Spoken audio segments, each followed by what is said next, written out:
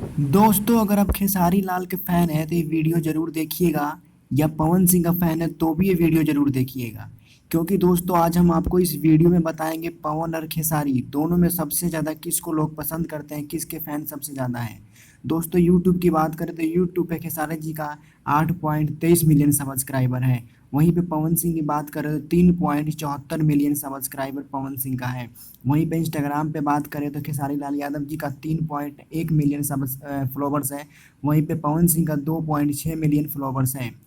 वहीं पर हम बात करें फेसबुक पे तो फेसबुक पे 5.5 मिलियन फॉलोवर्स खेसारी लाल यादव जी का है। पवन सिंह का 4 मिलियन फॉलोवर्स है।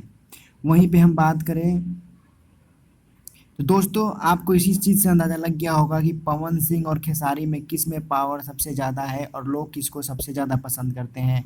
दोस्तों सबसे ज़्यादा भोजपुरी इंडस्ट्री में अगर किसी को आज के टाइम में पसंद किया जाता है, पब्लिक पसंद करता है, तो सिर्फ और सिर्फ वो खेसारी लाल यादव जी है।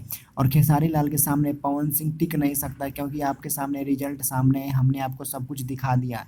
सबसे ज़्यादा सब्सक्राइबर और फॉलोवर सिर्फ और सिर्फ खेसारी लाल यादव जी का है। Thank you.